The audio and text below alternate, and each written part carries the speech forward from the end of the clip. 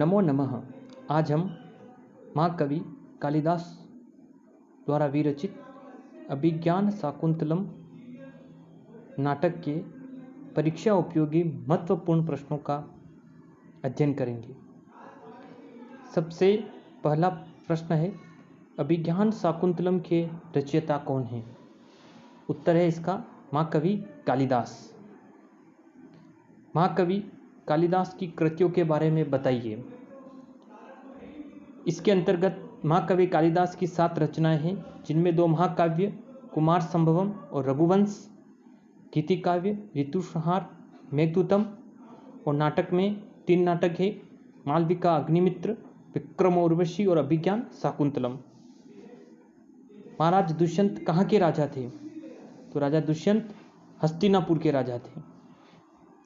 राजा दुष्यंत शिकार करते हुए किस ऋषि के आश्रम में गए? इसका उत्तर है महर्षि कण्व ऋषि के आश्रम में। शकुंतला के माता पिता कौन थे? तो शकुंतला की माता अप्सरा मेनका तथा पिता ऋषि विश्वामित्र। आश्रम में शकुंतला की सखियां कौन कौन थी? इस प्रश्न का उत्तर है प्रेमवंदा और अनसुया। राजा दुष्यंत और शकुंतला ने किस प्रकार का विवाह किया था? तो गांधर्व विवाह।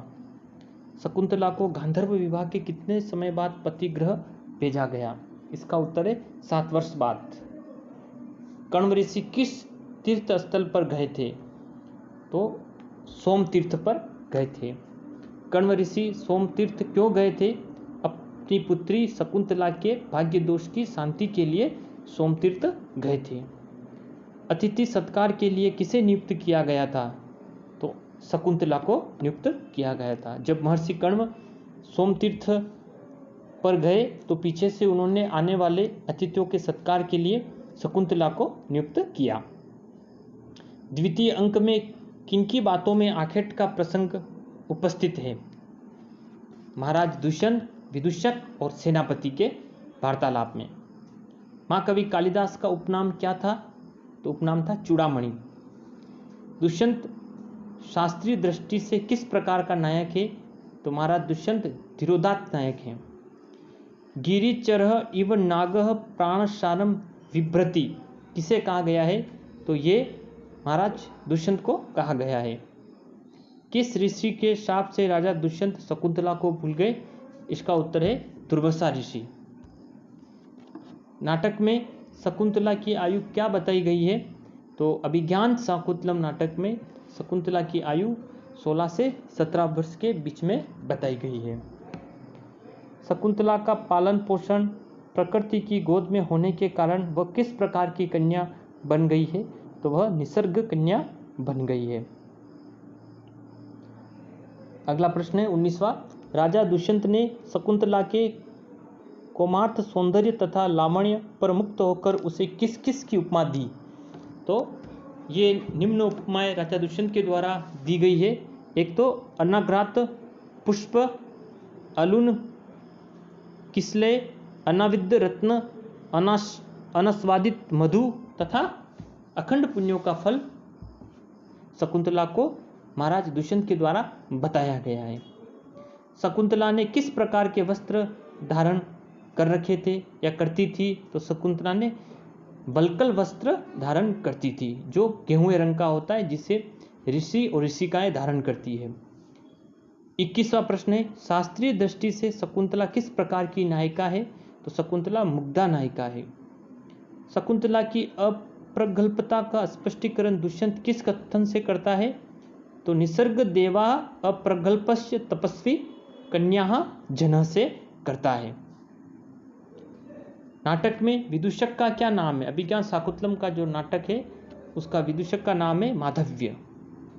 कालिदास ने किन रूप में विदूषक को प्रस्तुत किया है?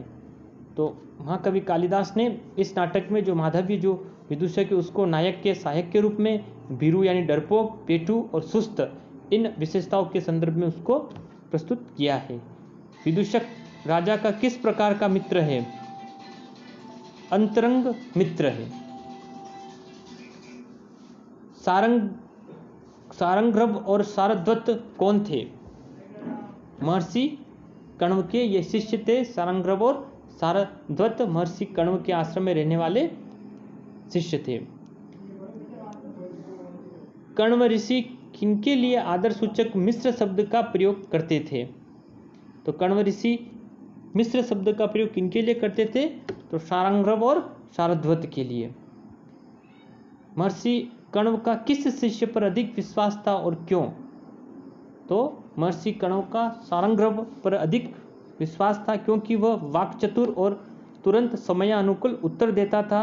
वह शकुंतला के अंगरक्षकों में सबसे बड़ा, इसे नगर के जीवन से घृणा थी और उसकी दृष्टि में दुष्यंत की सभा अग्निविशिष्ट ग्रह की तरह थी। सर्वदमन यानी भरत कौन था? तो इस 29वें प्रश्न का उत्तर है सर्वदमन भरत शकुंतला और दुष्यंत से उत्पन्न पुत्र था और इस भरत के नाम पर ही हमारे भारत का नाम भारतवर्ष पड़ा। 30वां प्रश्न सोमरात कौन था? तो सोमरात महाराज दुष्यंत के पुरोहित थे। महाराज दुष्यंत के सारथी का नाम या सारथी कौन था? तो महाराज दुष्यंत के सारथी का नाम था सुत।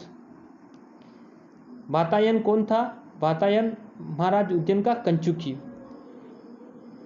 महाराज उद्यन के द्वार रक्षक का क्या नाम था? तो महाराज दुष्यंत के द्वार रक्षक का क्या नाम था? तो रेवतक। सयाल कौन था? तो श्याल महाराज दुष्यंत का साला था और नगर का कोतवाल था। सूचक और जानुक कौन थे? तो ये नगर के सिपाही थे। करबक कौन था? ये करबक संदेशवाहक था जो राजमाता का संदेश राजा के पास पहुंचाने वाला सेवक था। मातली कौन था? मातली इंद्र का सारथी था। 38वां प्रश्न है मारीच ऋषि का अन्य क्या नाम है? तो मारीच ऋषि का अन्य नाम कश्यप ऋषि। मरीच ऋषि कौन थे? तो मरीच जो ऋषि है वह देवों और दानवों के पिता प्रजापति। गालब कौन था? तो गालब मारीच ऋषि के शिष्य थे। सूत्रधार किसे कहा गया है? तो सूत्रधार रंगमंच के अध्यक्ष को जो नाटक की स्थापना करता है। धीवर कौन था? धीवर एक मछुआरा था। गौतमी कौन थी? तो गौतमी महर्षि कण्व के ऋषि के आश्रम की एक वृद्ध तपस्वी थी। जब शकुंतला को दुष्यंत के पतिगृह भेजा जाता है तब गौतमी भी उनके साथ जाती है। अदिति जिसका उपनाम दाक्षिणी कौन थी? तो मारीच ऋषि की धर्मपत्नी। चतुरिका किसे कहा गया है? तो राजा की सेविका को। महाराज दुष्यंत के उद्यान की मल्लिकाएं कौन कौन थी? तो मल्लिकाएं मधुरिका और प्रभृतिका थी। वेत्रवती कौन थी? वेत्रवती पतिहारी थी या द्वारपालिका। यवनी कौन थी? महाराज दुष्यंत की सेविका। इंद्र के पुत्र का क्या नाम था? तो राजा इंद्र के पुत्र का नाम जयंत। वैश्वामित्र का अन्य नाम क्या था? कौशिक। महाराज दुष्यंत का जन्म किस वंश में हुआ था? तो पुरु वंश में हुआ था। कण्व ऋषि का आश्रम किस नदी के किनारे स्थित था? तो मालिनी नदी के किनारे स्थित था। सगुन शास्त्र के अनुसार सुंदर स्त्री आदि की प्राप्ति का सूचक क्या है? तो इसका उत्तर महाकवि कालिदास ने दिया है वामेतर करह स्पंदो हो वर स्त्री लाभ सूचक। अव्याज्य का क्या अर्थ है? अव्याज्य का अर्थ है कृत्रिम गहने पहने बिना भी शरीर सुंदर हो, उसके संदर्भ में ये उपमा दी जाती है। कौन सा वृक्ष हवा से प्रेरित पल्लव रूपी अंगुलियों से शकुंतला को जल्दी करने के लिए कह रहा है? केसर वृक्ष यानी मोलश्री का वृक्ष। वन ज्योत्सना नाम शकुंतला द्वारा किस वृक्ष का रखा गया? तो वन ज्योत्सना नाम शकुंतला द्वारा आम के वृक्ष का रखा गया था। वैश्वामित्र किस नदी के तट पर बैठकर राजश्री तप कर रहे थे? तो गौतमी नदी पर बैठकर। ये कुछ परीक्षा उपयोगी प्रश्न थे अभिज्ञान शाकुंतलम के। ये इसका पहला भाग है। दूसरे वाले भाग में हम और भी इसके महत्वपूर्ण जो परीक्षा उपयोगी प्रश्न जो प्रतियोगी परीक्षाओं में पूछे जाते हैं उनके संदर्भ में अध्ययन करेंगे।